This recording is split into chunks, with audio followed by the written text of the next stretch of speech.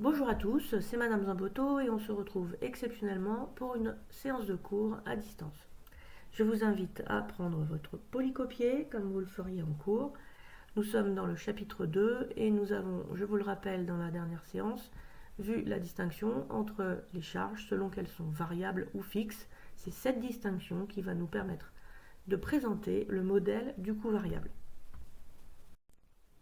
Avant de présenter le modèle, j'aimerais qu'on revienne un petit peu sur certaines notions. Qu'est-ce que c'est qu'une charge variable? Qu'est-ce que c'est qu'une charge fixe? Donc j'aimerais que vous vous remémoriez ce qu'on a fait la dernière fois et que vous me donniez par exemple un exemple de charge variable. Alors une charge variable par définition, c'est une charge qui évolue proportionnellement à l'activité. Si l'activité augmente, la charge, le montant de cette charge va également augmenter. Vous avez l'exemple? L'exemple de la charge variable par nature, c'est le montant des matières premières. Si je produis, j'ai besoin de matières premières. Si je produis plus, j'ai besoin de plus de matières premières. Si je ne produis pas, je n'ai pas besoin de matières premières. Ensuite, j'aimerais que vous me donniez un exemple de charge fixe. Plusieurs exemples éventuellement. On en a noté plusieurs en cours. Est-ce que vous vous en rappelez?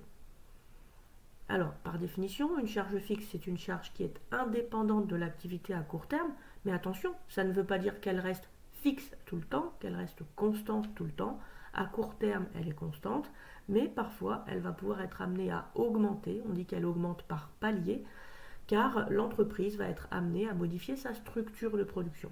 Les charges fixes sont donc les charges qui sont liées à la structure de production. Vous avez par exemple le loyer, le montant des dotations aux amortissements, le montant des charges financières.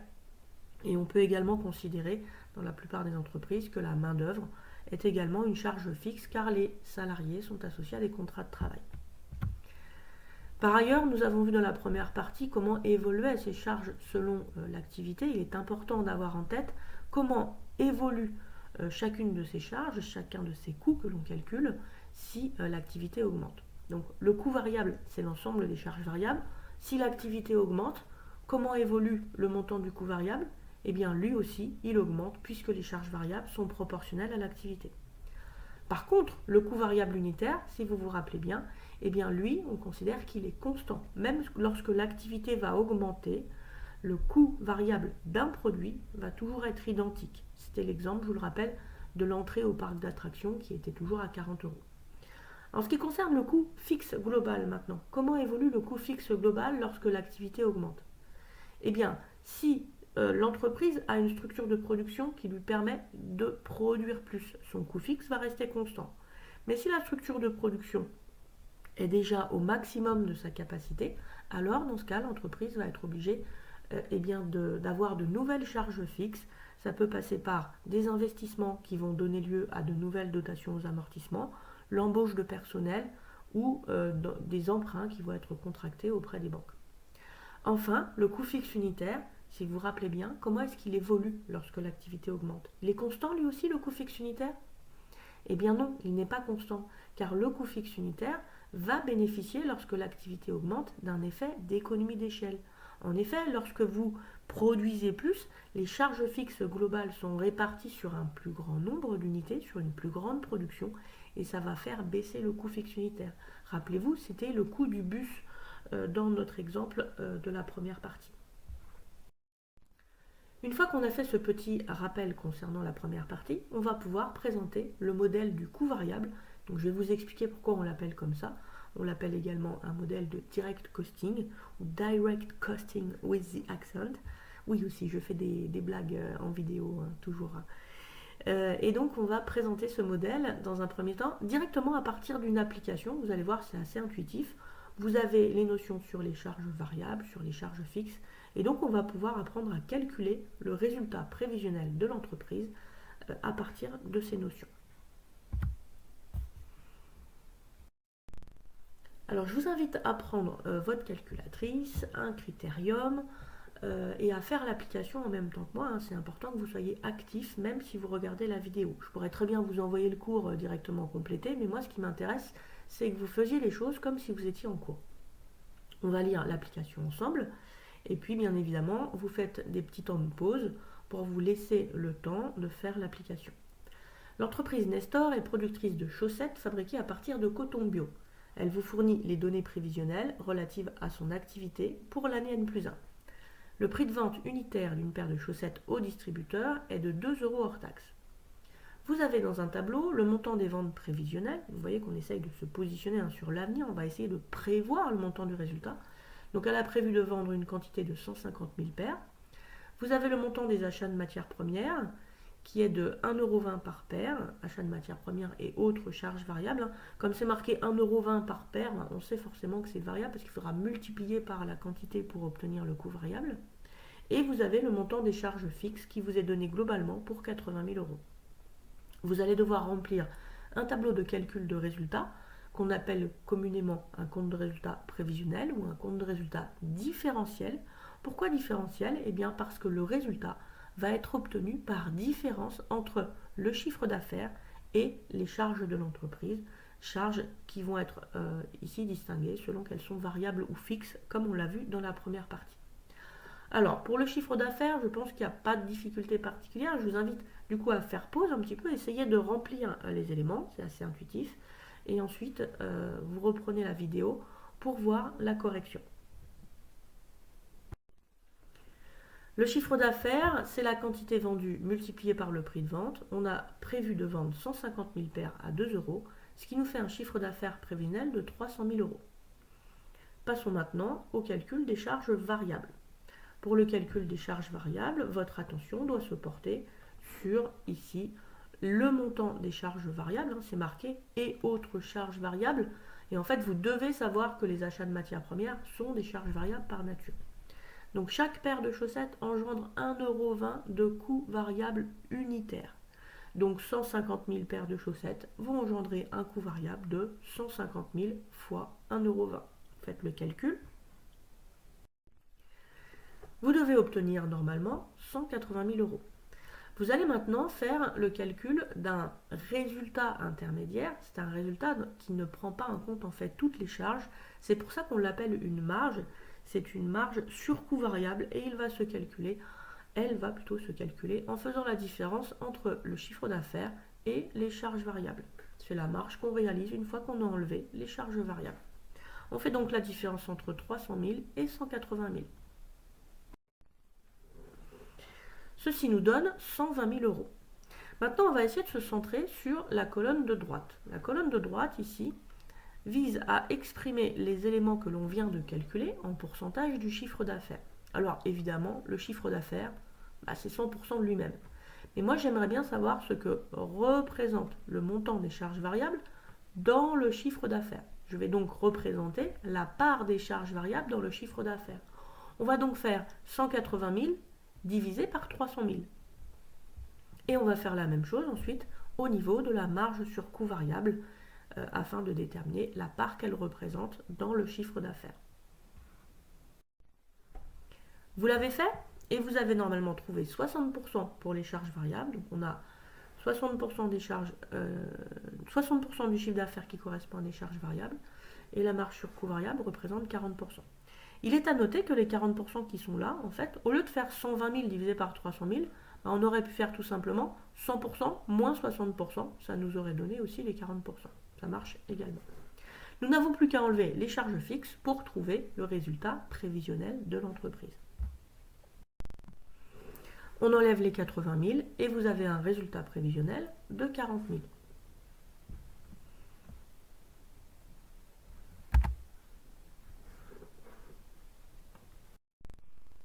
La réalisation de l'application précédente nous permet de mettre en évidence plusieurs notions, notamment la notion de coût variable. Vous l'avez compris, le coût variable correspond à l'ensemble des charges variables de l'entreprise. Il faut juste les additionner et vous obtenez un coût variable.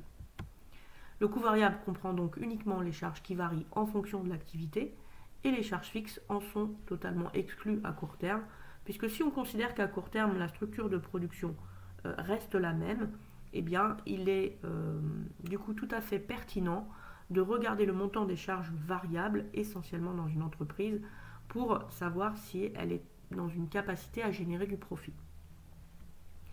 Ce coût variable peut se retrouver grâce au coût variable unitaire, comme on l'a fait dans l'application précédente.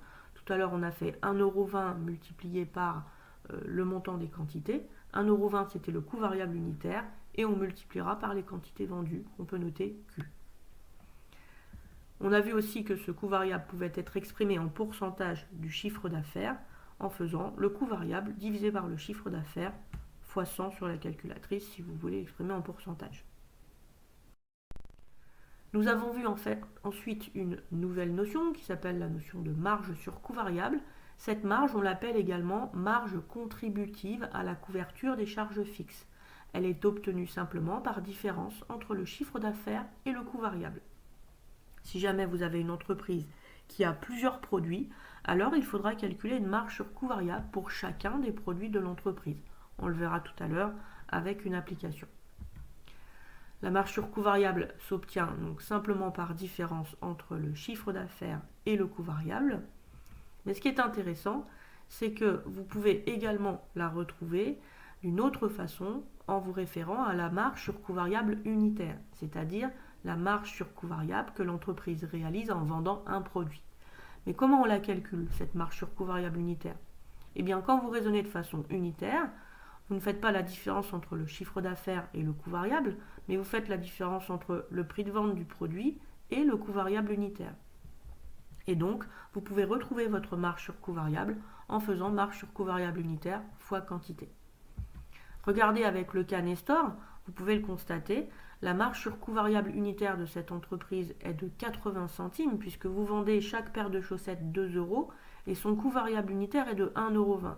Donc chaque paire de chaussettes génère une marge sur coût variable unitaire de 80 centimes et vu que vous en avez vendu 150 000, ça vous fait en fait une marge sur coût variable globale de 120 000. On retrouve bien évidemment les 120 000 qu'on avait trouvé tout à l'heure. Vous avez l'illustration sur le compte des résultats différentiels avec le calcul que je viens de vous préciser. Le 120 000 dont je suis en train de parler, c'est celui qui est affiché ici. La marge sur coût variable peut elle-même être exprimée en pourcentage du chiffre d'affaires, comme on l'a fait avec le coût variable. Pour exprimer en pourcentage du chiffre d'affaires, on fait simplement le rapport entre la marge, bien sûr, et le chiffre d'affaires. C'est ce que vous avez fait dans l'application Nestor, quand vous avez fait le montant des 120 000 divisé par le montant des 300 000. Donc, on peut calculer ce pourcentage, et ce pourcentage, il a un nom que vous devez apprendre. On l'appellera désormais le taux de marge sur coût variable. Regardez au niveau de votre cas Nestor, vous l'avez calculé en faisant 120 000 divisé par 300 000, mais en fait on pouvait le retrouver autrement, de façon plus simple, je vous l'ai montré déjà tout à l'heure, en faisant la différence entre les 100% que représente le chiffre d'affaires et le pourcentage des coûts variables.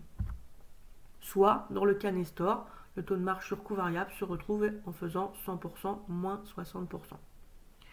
Il y a une chose qui est très importante dans cette formule, c'est que puisque vous êtes en mesure de calculer le taux de marge sur coût variable en faisant marge sur coût variable divisé par chiffre d'affaires, eh bien vous allez pouvoir exprimer la marge sur coût variable en fonction des deux autres éléments. En effet, quand vous regardez la fraction qui est ici, eh bien la marge sur coût variable qui est ici au numérateur correspondra systématiquement au produit du taux de marge sur coût variable fois le chiffre d'affaires. Et ça va être très important pour nous permettre de prévoir la marge sur coût variable de l'entreprise pour n'importe quel niveau d'activité, c'est-à-dire pour n'importe quel niveau de chiffre d'affaires. On va donc noter que la marge sur coût variable, c'est taux de marge sur coût variable fois chiffre d'affaires. Et si on utilise quelques abréviations, on pourra noter TMCV, le taux de marge sur coût variable, CA, le chiffre d'affaires, et donc vous pourrez noter les éléments suivants. Marquez pause sur la vidéo si je vais un petit peu trop vite, et je passe à la diapositive suivante.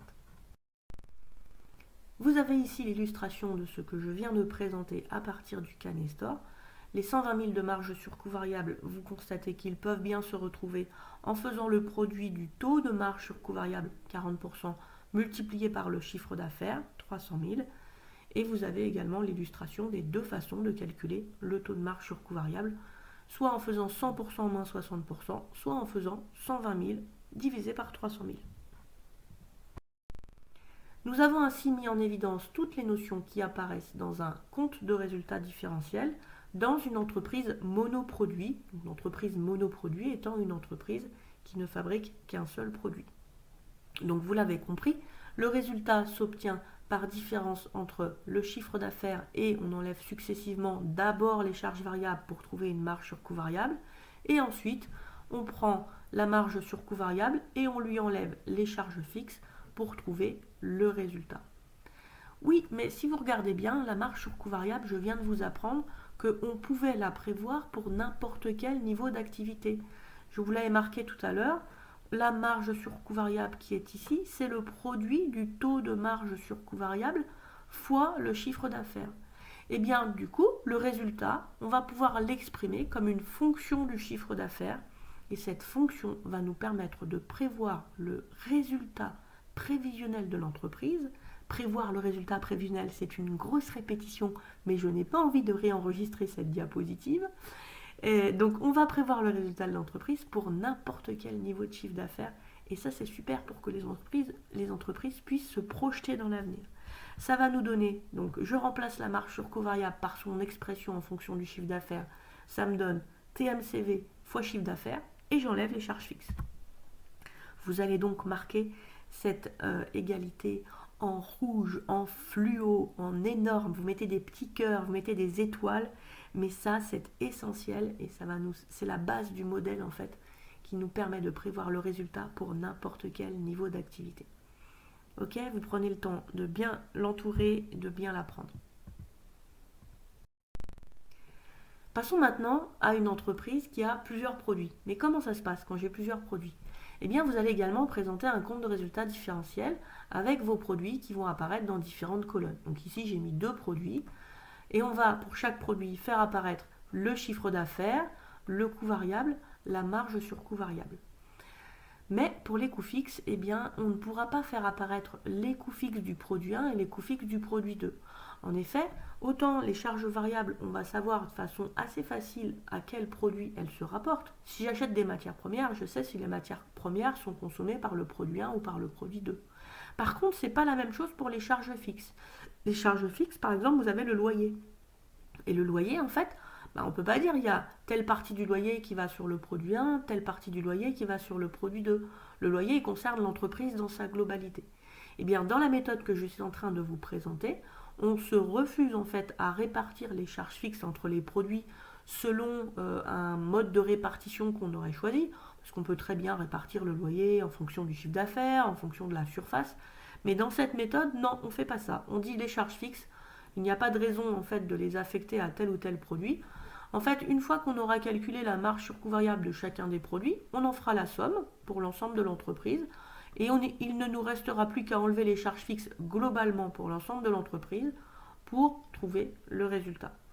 En complément, on calculera quand même le taux de marge sur coût variable réalisé par chacun des produits afin de déterminer quel est le produit qui génère le plus de résultats en valeur absolue et quel est le produit qui a la meilleure capacité à dégager de la marge sur coût variable avec son activité. Et donc on mesurera cette performance ici grâce au taux de marge sur coût variable. Une fois qu'on a compris en fait comment faire ce compte de résultats différentiel, eh bien il faut comprendre qu'on est ici sur une méthode qu'on appelle modèle du coût variable. Lorsqu'on est dans un modèle de coût variable qui est un modèle de coût partiel, eh bien on va baser les décisions de l'entreprise sur un coût qui n'inclut pas toutes les charges, c'est-à-dire sur le coût variable. Le principe est le suivant. Dès lors qu'un produit génère une marge sur coût variable positive, alors on va dire c'est bien parce que c'est un produit qui a un chiffre d'affaires qui est supérieur à ses charges variables. C'est donc un produit qui contribue indirectement à couvrir une partie des charges fixes de l'entreprise. Tous les produits qui ont une marge sur coût variable positive, il faut les garder et vous allez donc dans votre commentaire proposer de les développer par l'entreprise. Inversement, si vous avez un produit qui génère une marge sur coût variable négative, et bien là, dans ce cas-là, vous allez baser votre décision sur le coût variable en disant le coût variable il est trop important par rapport au chiffre d'affaires et puisque le produit ne permet pas à l'entreprise de générer une marge sur coût variable positive, alors ce produit doit en principe, d'un point de vue financier, être abandonné par l'entreprise car il ne contribue pas à couvrir les charges fixes et il ne fait que faire perdre finalement de l'argent à l'entreprise.